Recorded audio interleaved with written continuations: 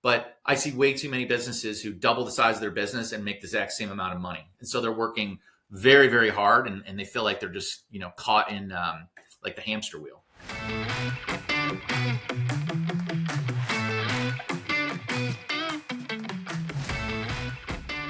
Welcome, Joe, to our CFO Talk series, and thank you for taking out time today.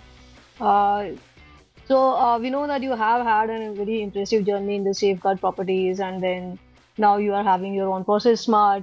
From leading finance to the safeguard property at safeguard properties to building the BPO that delivers the outcome-based services for smaller and the mid-market companies, what actually motivated you to bring together your experience in corporate finance and your passion for operational excellence in the outsourcing industry? Yeah, great question. I think that the journey started as I moved from a company called McMaster Car Supply Company into Safeguard Properties. At the time, the U.S. was going through the tail end of the Great Recession. And the way the mortgage market works is there's usually a tail. So if the most severe portion of the recession is 2009, 2010, the impact on the housing market didn't really hit till 2011 through maybe 2014. So at that time, Safeguard was processing almost 2 million photos a day as evidence of work completed in the field. And so because this is a mortgage field service firm, the work is typically done on vacant and abandoned homes. And so there's no homeowner there to verify that you patched the roof, that you fixed a window, that you remediated a safety hazard. And so all of the work completed is based on photos. So even today, with all the advances in AI, photo recognition still is 93 to 97% accurate. And for this particular industry, because you have to file claims at the end of the process, you need 99.7, 99.8 type accuracy rates in order to be successful for your clients. So at the time, we had probably 1,600 people whose sole job is to compare a photograph to what was described as work completed to confirm, and then use photographs to identify potential safety or other preservation issues that need to be fixed. So this was an overwhelming task. And so I was tasked to figure out how to mitigate this process. And so we had opened multiple offices in the US. We were training classes of 60, 70 people every few weeks. And it was just really a challenge. So I had met with a few folks. We had talked about considering BPO and offshoring.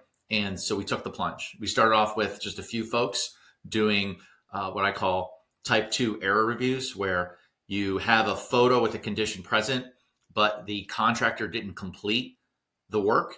And so we would then make a list of all the things that could be completed, send it back to the contractor to do that work. And it worked very successfully. And so after that, over the course of a few years, we just progressed and started to utilize folks in India, folks in the Philippines, folks in Guatemala to do more and more of this work to support our operations, both to give us 24/7 coverage so that we could turn to work faster.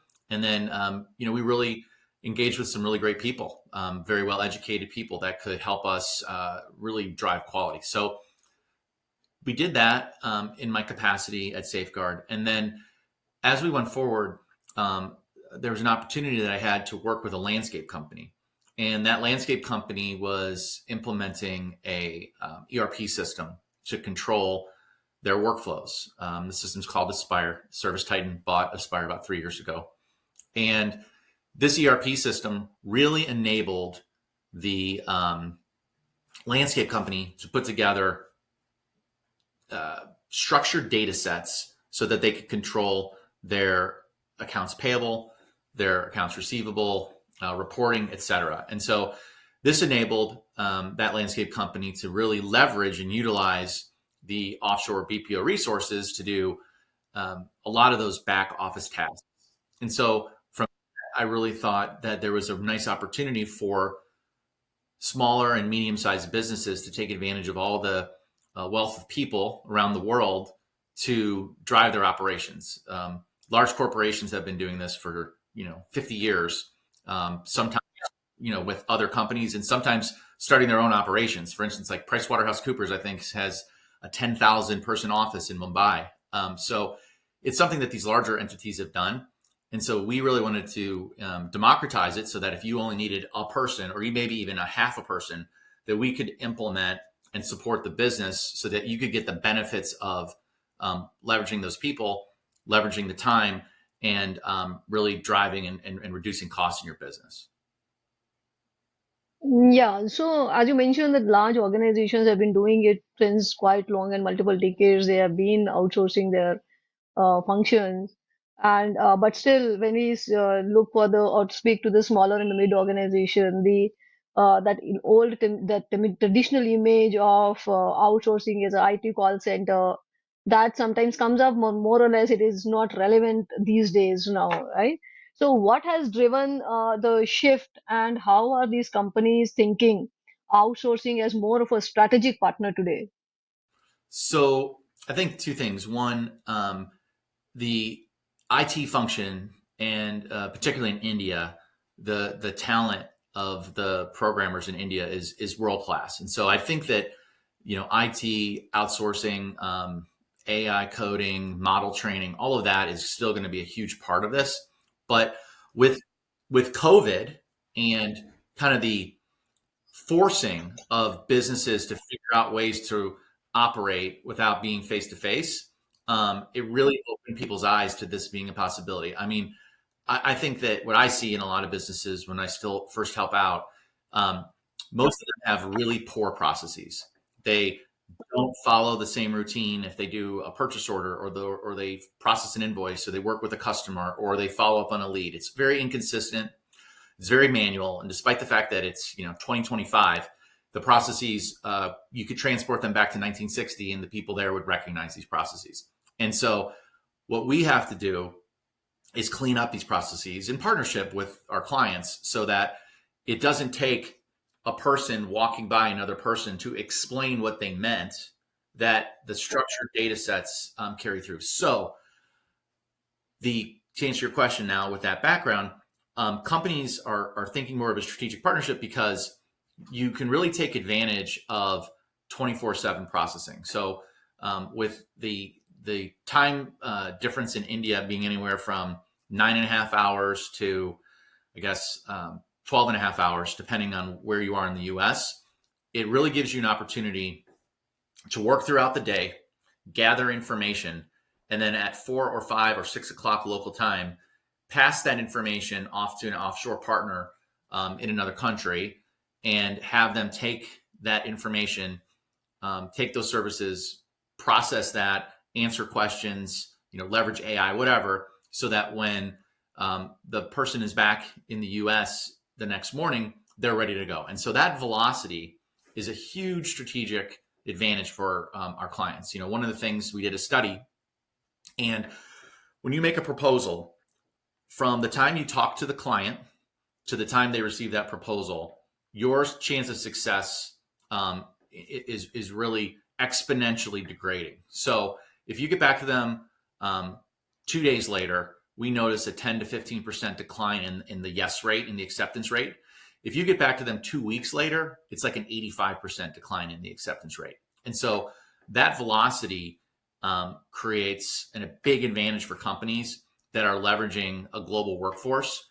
And the difference is, with our approach and the approach we've taken with smaller businesses, they can take advantage of this global leveraging to service their clients better, and mimic some of the larger companies. So that's where I think it's shifted to just, hey, give it to these guys to code and create a database, to driving and creating value and velocity to help serve customers better. Yeah, so just to add, in Datamatics, so we also try to have that kind of velocity, and we are also, nowadays our team acts as a true partner, and uses the smart tech and expertise to ensure that we play as a strategic partner and bring business efficient, compliant, and ready to for what's next for the clients in terms of whatever growth they are looking at for themselves.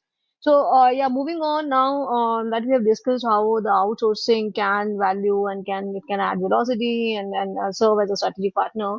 So, how a CFO can determine whether a process, when and whether a process is ready to be outsourced, and what are the things that a CFO has to keep in mind while doing an outsourcing? Yeah, so a process is ready to be offshored with BPO when really three things are true. First, the process is relatively repeatable. It doesn't have to be exactly the same every time. If it is exactly the same every time, you ought to write a bot or something to do it. But that it's a process that is relatively repeated, like invoicing a client. Two, it doesn't require physical presence or firsthand knowledge. If you need someone to check in a pallet of fertilizer and physically check it, like obviously that can't be done very, I mean, I guess you could come up with a camera system, but it can't be done very easily remotely. And then third, it has to be documented. Now, it doesn't necessarily have to have all those things at the start. So if you're thinking about leveraging this as a CFO, you can build that with your partner. But at the end of the game, if you have a process that requires, say physical presence in front of a customer to talk to them about a design, that's going to be incredibly hard to offshore. I mean, it's not a good experience to try to do design via Zoom. So Yeah. um, So then you need more of on-client locations, right? that's right. Yeah. But what you can do, and this is really, I think, the critical point, is most salespeople, most designers, most customer facing people, if you actually break down the amount of time they spend in front of a customer or prospect versus the time they spend doing admin work, traveling, doing these other things, I bet you find at most companies, it's probably about 15% of their time that they actually spend in front of the customer. And so BPO and offshoring can make that 15% 40%, which is still less than half of their time, but a massive, massive improvement. And that's a benefit. So, I think CFOs, if you haven't done this before, if any of the audience hasn't done it before, start with a simple process. Start with AP, start with invoicing or follow up with customers, follow up with a balance sheet reconciliation or payroll, something that is relatively consistent, so that you learn, you get comfortable with your partner, and then you can go into more, more challenging or more ambiguous tasks. Yeah, it's about trying something new with a smaller, simpler thing and then experimenting it, be comfortable with it, and then try it on the bigger things. So Absolutely. absolutely, yeah, that's the process of trying the new thing, and that so gets applicable to the outsourcing when a CFO has to evaluate which process to be outsourced. Now, how do you see outsourcing strategies differ between the large enterprises versus the small and the medium businesses, which are trying to grow and still they want to be lean and fast? Yeah, I think that's a great question. So from what we see, larger enterprises, and we don't really have any clients that are larger enterprises because larger enterprises generally are going to outsource to gain efficiency and sometimes scale. And smaller, medium-sized firms really seem to focus on offshoring or outsourcing to help drive growth and help free up time for their most valuable employees. So, most big companies, and certainly in Fortune 1000 companies, have ERP systems. They use SAP. They have all these sophisticated ways to move data. And so they have processes that really just need to be more efficient, not necessarily more effective. But for small and medium sized businesses who are, a 5, 10, $20 million revenue company, you get kind of two things. One is one of the speakers in one of our industries, his name's Greg Herring. He talks about a life dividend. And that life dividend really is if you're a small business and you and your spouse are working on it together, most likely what's happening is you're working all day in the business, whatever that business is. And then at 4 or 5 o'clock, you get to then work on the business, doing paperwork, sending invoices, figuring out payroll, borrowing money, doing all the things that are necessary to understand how the business is running. And so, you're working basically your entire life. And some people can sustain that. There are some people who can sustain that over decades. but most people burn out, and you see a lot of businesses fail because of that. The other thing that we see with the small and medium-sized businesses is they'll go at $5 million of revenue and make a certain amount of profit. Let's say they're making a 10% profit. And so that's 500,000 US dollars. Then they'll go to 10 million and they'll still make $500,000. So they're doing twice as much work, but the same profit because they had to add a CFO. They had to add a chief operating officer. They had to add this. They added all these overhead functions. And unfortunately, overhead functions don't necessarily scale with your revenue. So maybe you need a CFO when you're at 15 million, but you're at 10. And so you need, half a CFO, and you can't really do that. So I think offshoring firms, like ours, really help people scale so that when they're at $10 million, hopefully they're not making just 10%, hopefully they're making 12%, right? But I see way too many businesses who double the size of their business and make the exact same amount of money. And so they're working very, very hard, and they feel like they're just, caught in like the hamster wheel. Yeah, that's an interesting perspective. So you're talking about live dividend is a very interesting perspective that you brought in. So it's simply, it says that when you are starting a business and you are small, so don't worry, all these known core things we will manage for you. And you can spend some time in your, giving it in the important things that matters in terms of maybe your personal life or maybe in doing more business or anything that matters you more than doing that all these kind of process oriented things. But one more concern generally we see in these small and the mid-sized organizations is the limited budget and a limited operational experience. So when they start the new business, and suppose if they are small, it is very difficult for them to, trust on somebody else to give their part of the business to manage or give their part of the function, some of the functions to manage. So how these, or maybe there might be some other common pitfalls these companies might be facing. So, what are the kind of pitfalls you have experienced while your clients would have faced, or from your any of the particular examples, if you want to share here with us? Yeah, so you're absolutely right. Trust is a major issue because for the most part, when you're, especially in the smaller range of the business, it was built from nothing by the person and probably built successfully because they did everything themselves. They made sure, every invoice was exactly correct. Every quote was perfect. They probably had personal oversight of workers, depending on what they're doing. And so giving that up is really hard, but that's the only choice you have if you want to move from what's often called a lifestyle business into a more professionally run business. And so how do you earn that trust? I think it's the same thing that I mentioned a few minutes ago, which is start off with simple things. You can trust someone to properly pay an invoice. You can trust someone to code a credit card receipt.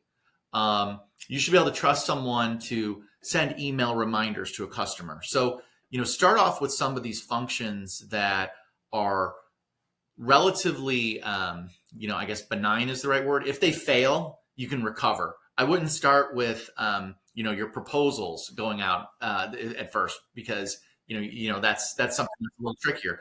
But I think you have to go through slowly. But, I think the biggest mistake people make is they think of outsourcing as a transaction versus a partnership. And unless you're buying a piece of software or unless you're going to give up your process and just follow a process that, one of our companies would have developed, if you're really doing true BPO, you're going to want to have that person. Maybe they modify the processes of the client a little bit to improve them, but they're going to follow the processes of the client. And so no different from an employee that you would hire, you've got to invest the time to make sure they understand the context of your business and that they're going to give you the result that you want. And that investment is not huge, but it's necessary. The failure points I see with clients we've had is people who assume that we know exactly how they want to code their business. And maybe they use, real example, 3 different versions of QuickBooks to track something, but they don't tell us that. And they just assume we'll know. We don't know. How would anyone know that? there's this um, implicit knowledge that everyone has. Most people probably don't think about how to tie their shoes. They just do it because they've done it 50,000 times. But and this is a real example. Go try to write step-by-step instructions on how to tie a shoe. It's not so easy. It's a lot of very specific things that you just know how to do, but are hard to explain. And so the way we break through that is by having people actually perform their roles, and we record in a video call, not an audio, a video call with screen share, exactly what they're doing. So when they click on this button or they reference this file but they forget that they do that, now we're going to capture that in the SOP, in the standard operating procedure, and we can start to bring to light some of that unconscious expertise. So I think that's how you build it, but that's a partnership because uh, it's an old cliche. People don't know what they don't know. And so you have to kind of go through that process with them. Mhm. Yeah. And partnership compounds with time, of course. So it takes time to build that trust on both the sides and set the things right. Now, like any partnership, the cultural alignment is also a key in any partnership, right? In outsourcing, like cultural alignment ensures that the service providers not only delivers the services but also operates in the way that fits to the client's values, ethics, norms, and the approach to the problem solving. Right? It is not just what the process is; it is about shared mindset and a working style that an outsourcing service provider has to pick up from the client, and then that's the first step to start begin with that partnership. Yeah. So in fact, we at Datamatics also we prioritize the cultural alignment way ahead. We start the work with the client, and we see that how faster and truly we can reflect the client's strategic objectives while partnering with them in for their outsourcing functions. Right, in your experience, are there any more challenges and how do you overcome them? And what does a good onboarding look like? Yeah, I think that what you just said is exactly right. And if you have the context, that you learn at Datamatics, that goes a long way toward overcoming any specific questions. But in terms of onboarding challenges, usually it gets to this workflow clarity, and I mentioned it before, but mirroring the client's processes, mirroring their rhythm, making sure that whatever cadence they use to track information, we follow that same cadence. Now, a lot of times clients will say, hey, this is how we do it, but we don't necessarily know if this is the best way.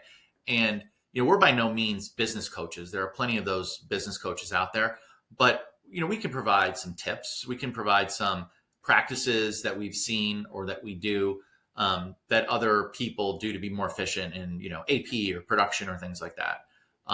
But for us, good onboarding is really a structured process, and it's iterative. So you get feedback, you learn, you revise, you do.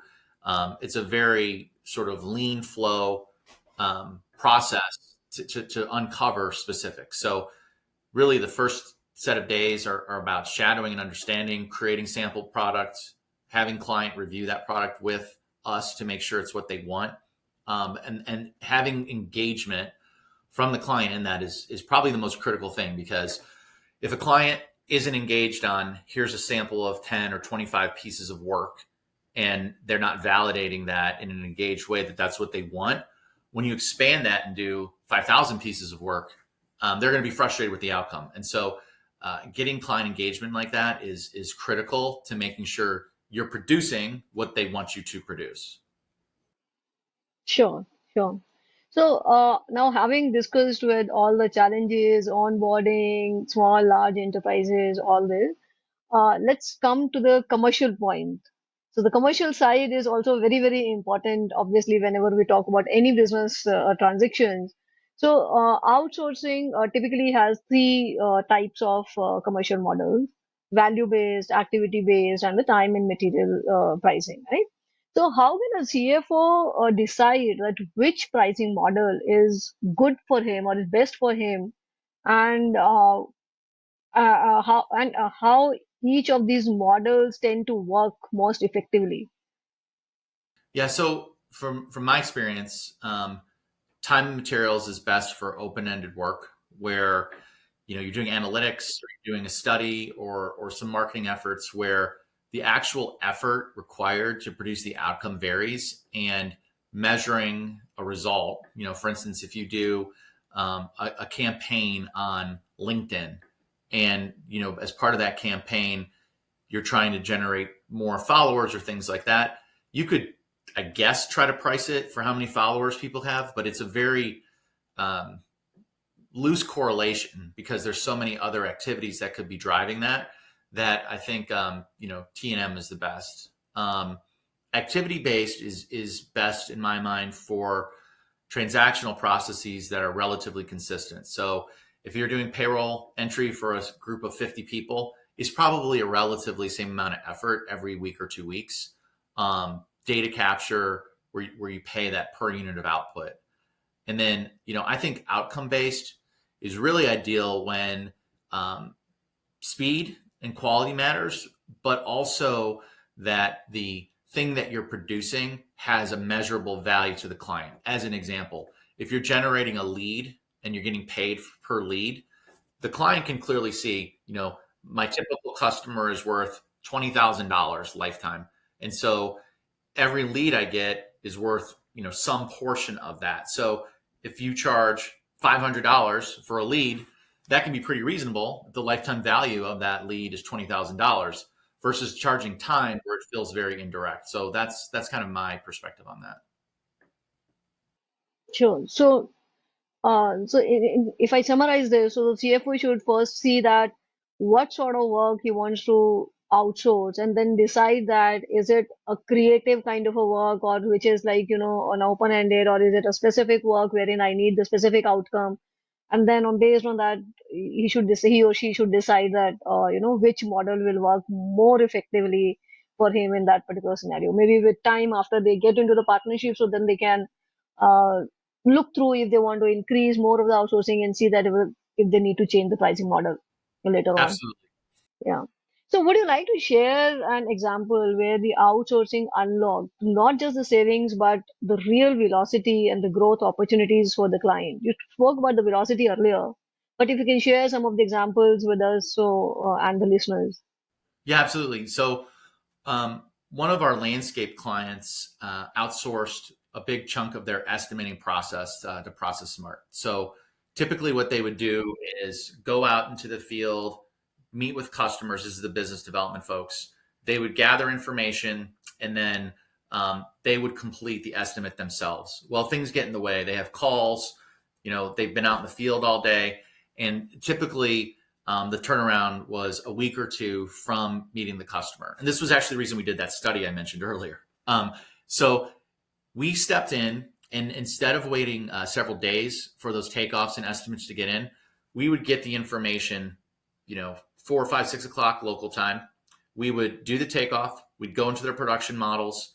We'd create the estimate, and then we prepare that estimate in a packet for the business development person to review the next morning. Then after that review and final sign off, they would deliver to the customer, and they would absolutely have that proposal within 24 hours, actually more like within 12 to 18 hours.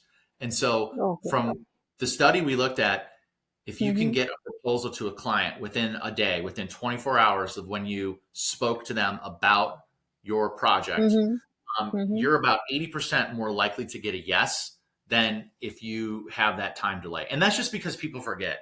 If you look at, I think there's been numerous studies on how human brains work, but if you experience like this podcast right now, if you asked us to repeat what we talked about 2 hours from now, we'd probably do a really good job. Tomorrow, we'd probably do a pretty good job. 2 weeks from now, we would remember vaguely what we Mm-hmm. spoke about.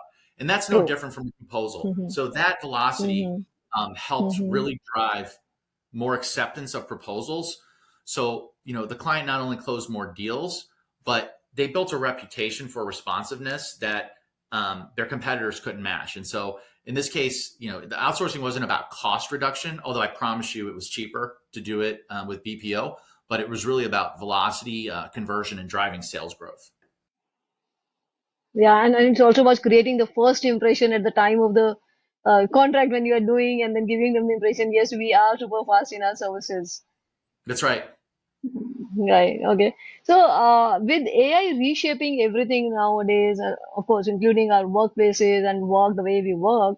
So, how do you see AI will impact the offshore models over the next 5, 10 years? So obviously, anytime you try to predict the future, you're going to be wrong. So if someone replayed this, 5 years from now, I'll probably look like an idiot. But nonetheless, my guess is that AI is not going to replace people. I think if you look at AI agents today, if you look at the way they build context, I don't know how much you use AI, but I use it a lot. And very oftentimes AI will hallucinate, is what they call it. But it will just say crazy things because it creates references with the neurons that are doing this relative confidence interval based on the words you use to come up with a response. And AI is amazing, but it's still wrong not that infrequently. And you can see many examples when people have translated like one language to another, where you could have 100 words that you're translating. If you get one word wrong, by the way, that's 99% accuracy, you can change the entire meaning of the set of paragraphs. And so I think that the future in the next 5 to 10 years is that AI will make people super productive. And so the person today that can handle 100 invoice transactions in a day is going to be able to handle 500 invoice transactions. So I think it'll make people 400 or 500% more productive, but people are still going to be critical to make sure that the way questions are asked or prompts are written are correct into the LLMs, and then also that you scrub inaccurate data. I think AI is always going to have a very, very tough time with poor data. So the ability to cleanse data, the ability to, if you're using optical character recognition, for instance, in your invoice process, OCR has a tough time with, grainy images, whereas a human can identify the characters because they know what to assume something meant. And so I think you're always going to have that interface to clean data, clean up LLMs, and then catch the hallucinations. So in my mind, in the next 5 to 10 years, it's going to be AI making people super productive, not eliminating them. Interesting. So AI will be like more of a supplementary, sorry, not supplementary. So AI will be more of a complementing the people and making them more efficient than replacing them. Now, moving ahead, we recently, of course, there are a lot of things happening in terms of US policies, and there are a lot of noise about H-1B visa policies getting changed, offshore taxation. So, this whole, do you think that all this change in the policies can shift landscape for for the outsourcing industry? Or is that the CFOs or the business owners should be paying attention to these things as of now? So, certainly these policies could have really big impacts on the affordability component of this. I would say that so many of the benefits are unrelated to cost that it's still going to be an important piece of strategy. But for the most part, it doesn't seem like any of the governments involved are interested in creating a indirect tax on services, at least so far. The H-1B policy and the $100,000 that's currently in place impacts people working onshore in the U.S., but so far there hasn't been any of those taxes. And I really think that over the course of a few years, that sort of fear and tax policy won't shift to the offshoring of service. And so I think that data security, compliance, and making sure that you can successfully service a client without putting any of their data at risk is really going to be the important part versus short-term policy, changes. I mean, we may see a tariff on services at some point in time. The thing that I think might prevent it is the utilization of offshore entities is so great and done by so many entities. For instance, after COVID, the U.S. passed the PPP, payroll protection plan, and one of the companies I was involved was eligible for it. Well, when we got the transcript, guess who the reviewer was? The reviewer was somebody in Mumbai. So the U.S. government offshored the review of the PPP application process to India. So I think that this utilization of a global workforce is happening far more than people are aware. And so I don't think that people are going to intentionally destroy that. But, people are crazy, so you never really know. But I don't think that over the long term, it's going to be a big impact. Yeah, okay.